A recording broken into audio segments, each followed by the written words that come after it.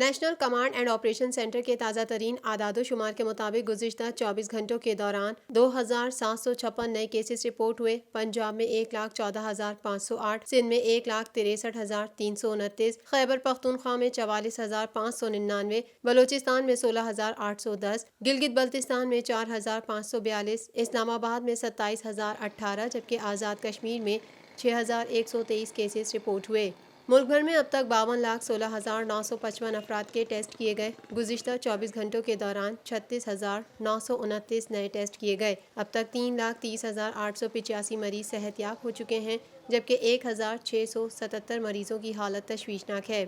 پاکستان میں کرونا سے ایک دن میں 34 افراد جاں بحق ہوئے، جس کے بعد وائرس سے مرنے والوں کی تعداد 7,696 ہو گئی۔ پنجاب میں 2,861، سندھ میں 2,829، خیبر پختونخوا میں 1,327، اسلام آباد میں 279، بلوچستان میں 161، گلگت بلتستان میں 95 اور آزاد کشمیر میں 144 مریض جان سے ہاتھ دھو بیٹھے۔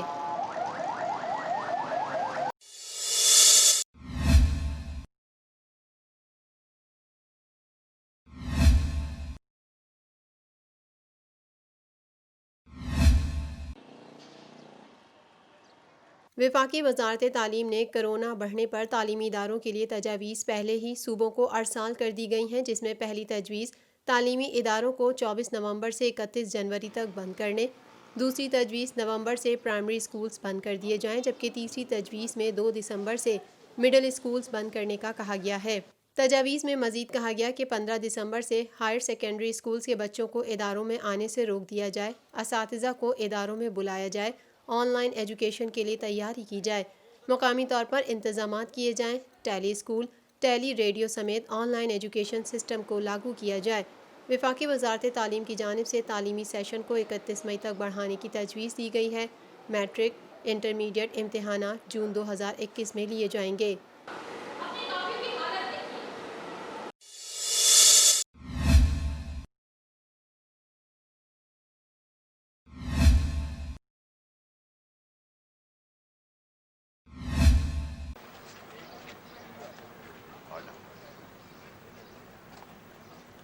وزیر اعظم عمران خان کے مشیر بابر ایوان کہتے ہیں کہ امریکہ کے نومنتخب صدر جو بائیڈن سے امید ہے کہ وہ عافیہ صدیقی کی رہائی اور واپسی ممکن بنائیں گے۔ تفصیلات کے مطابق وزیر اعظم عمران خان کے مشیر بابر ایوان سے عافیہ صدیقی کی بہن فوزیہ صدیقی نے ملاقات کی ہے۔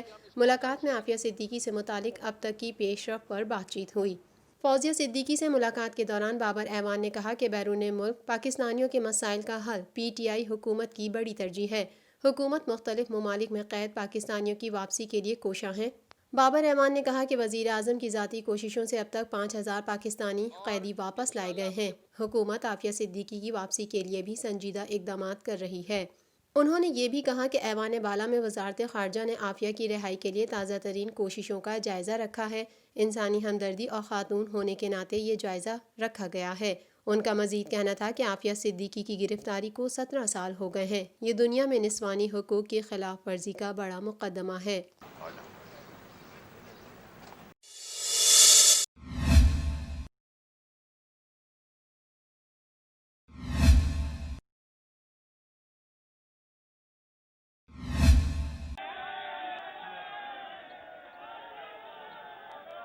پاکستان مسلم لیگ نون کے صدر و قائد حزب اختلاف شہباز شریف اور حمزہ شہباز کی پیرول پر رہائی کی درخواست جمع کرا دی گئی۔ شہباز شریف اور حمزہ شہباز کی پیرول پر رہائی کی درخواست ڈپٹی سیکریٹری جنرل مسلم لیگ نون عطا اللہ تارڑ نے جمع کرائی، جس میں استدعا کی گئی ہے کہ شہباز شریف اور حمزہ شہباز کو بیگم شمیم اختر کی تدفین میں شرکت کے لیے پیرول پر رہا کیا جائے۔ درخواست میں مزید کہا گیا ہے کہ ماں کے دنیا سے رخصت ہو جانے سے بڑا اور صدمہ کوئی نہیں۔ پورے ملک سے لوگوں نے تعزیت کرنے آنا ہے، لہٰذا 2 ہفتے کے لیے شہباز شریف اور حمزہ شہباز کو فوری طور پر پیرول پر رہا کیا جائے۔ خیال رہے کہ پاکستان مسلم لیگ نون کے قائد و سابق وزیر اعظم نواز شریف اور شہباز شریف کی والدہ شمیم اختر گزشتہ روز لندن میں انتقال کر گئیں۔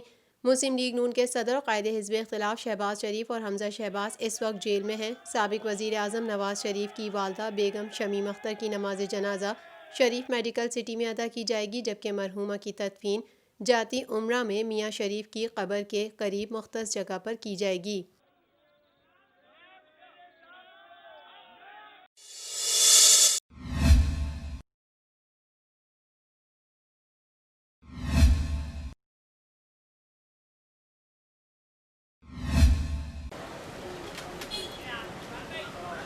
نو مسلم لڑکی آرزو فاطمہ نے ایک بار پھر والدین کے ساتھ جانے سے انکار کر دیا۔ آرزو فاطمہ کی جانب سے دائر درخواست پر سماعت سندھ ہائی کورٹ میں ہوئی۔ وکیل آرزو فاطمہ نے کہا، میری موکلہ درخواست دائر کرنا چاہتی ہیں کہ دارالامان انتظامیہ نے انہیں ملاقات کی اجازت نہیں دی۔ پروسیکیوٹر نے کہا کہ یہ اغوا کا کیس نہیں، کم عمری میں شادی کا کیس ہے۔ نکاح کرانے والے قاضی نے اور دیگر نامزد ملزمان نے ضمانت حاصل کر لی ہے، جبکہ 2 ملزمان مفرور ہیں۔ عدالت نے استفسار کیا کہ آپ نے نامزد ملزمان کو گرفتار کرنے کے لیے کیا کوشش کی؟ آپ کی ذمہ داری ہے کہ مفرور ملزمان کو گرفتار کریں۔ آرزو کے وکیل نے کہا کہ مقدمے کا چالان ماتحت عدالت میں پیش کر دیا گیا ہے، جس پر جسٹس کے آقا نے کہا کہ آپ خاموش رہیں، اس کیس میں آپ وکیل نہیں ہیں۔ وکیل آرزو فاطمہ نے کہا کہ کیس کا فیصلہ اسلامی قوانین کے تحت کیا جائے، جس پر عدالت نے کہا کہ ہم نے فیصلہ کر دیا ہے، آپ چاہیں تو سپریم کورٹ میں چیلنج کر دیں۔ سندھ ہائی کورٹ نے آرزو کی تعلیم اور دیگر سہولیات کا انتظام کرنے کی ہدایت دیتے ہوئے کہا کہ محکمہ داخلہ آرزو کی کاؤنسلنگ کا بھی انتظام کرے۔ محکمہ داخلہ کی جانب سے روزانہ کوئی نمائندہ 1 گھنٹہ آرزو سے ملاقات کرے۔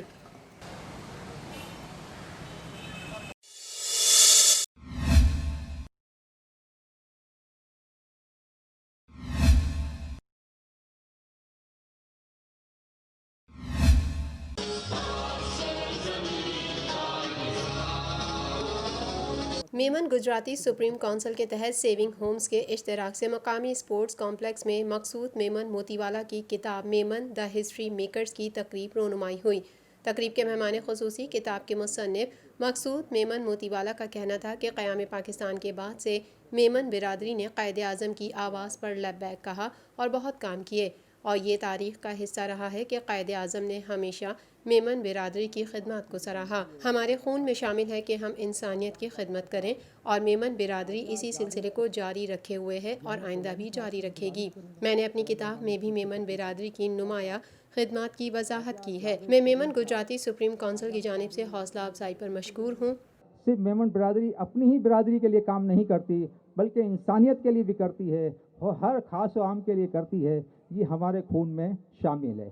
اس موقع پر خطاب کرتے ہوئے میمن گجراتی سپریم کونسل کے صدر کریم میگھانی کا کہنا تھا کہ میمن برادری کو ضرورت محسوس کرتے ہوئے مزید بہتر انداز میں چیریٹی کے کاموں میں آگے بڑھنا ہوگا۔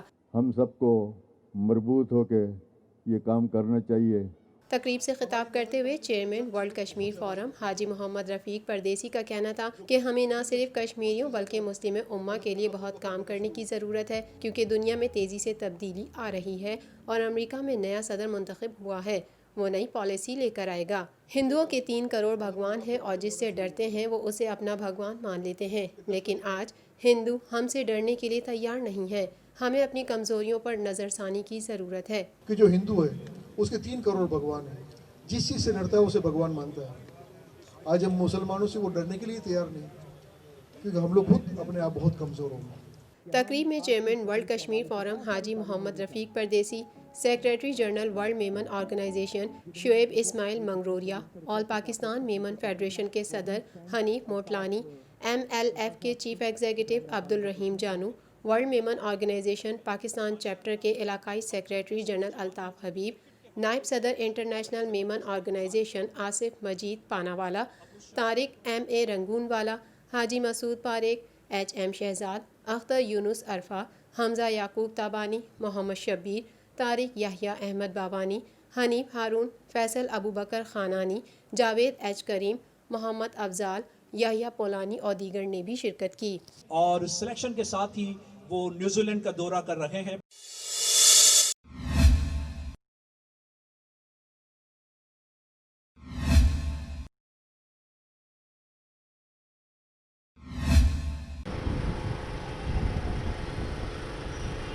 محکمہ موسمیات کی ارلی وارننگ سینٹر نے شہر میں منگل کو بارش کی پیشگوئی کی ہے۔ محکمہ موسمیات کے مطابق منگل کی صبح شہر میں ہلکی بارش اور بوندا باندی کا امکان ہے۔ شہر میں بارش ملک میں داخل ہونے والے مغربی سلسلے کے سبب ہوگی، جبکہ اگلے 2 روز کے دوران شہر کا مطلع جزوی اور مکمل ابرآلود رہنے کی توقع ہے۔ اگلے 3 روز کے دوران شہر کا کم سے کم پارہ 14 سے 16 ڈگری کے درمیان رہنے کی توقع ہے۔ محکمہ موسمیات کے مطابق بارش کے بعد شہر میں معمول سے تیز سرد ہوائیں چل سکتی ہیں اور سرد ہواؤں کی وجہ سے شہر کا مجموعی درجہ حرارت گر سکتا ہے۔